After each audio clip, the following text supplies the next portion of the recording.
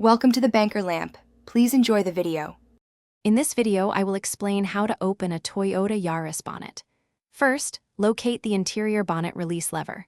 This lever is typically found on the driver's side, often near the footwell or lower dashboard. It usually has a small icon resembling a car bonnet.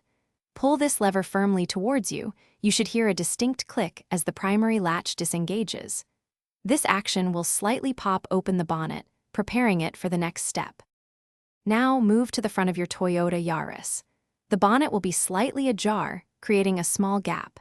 Carefully reach your hand into this opening, usually around the center of the bonnet's front edge. You will feel for a secondary safety latch. This latch is designed to prevent accidental opening. Push or pull this small lever, depending on your Yaris model, to fully disengage the bonnet. Once the secondary latch is released, you can now gently lift the bonnet all the way up. Look for the bonnet support rod, which is typically clipped to the underside of the bonnet itself or near the engine bay. Carefully unclip this rod. Then, insert the free end of the support rod into the designated hole on the engine bay frame. Ensure the bonnet is stable and securely propped open before proceeding with any work.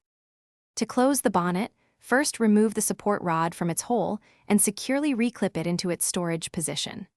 Gently lower the bonnet until it is about 10 to 12 inches above the closed position. From this height, release the bonnet, allowing its own weight to pull it down and engage the primary latch.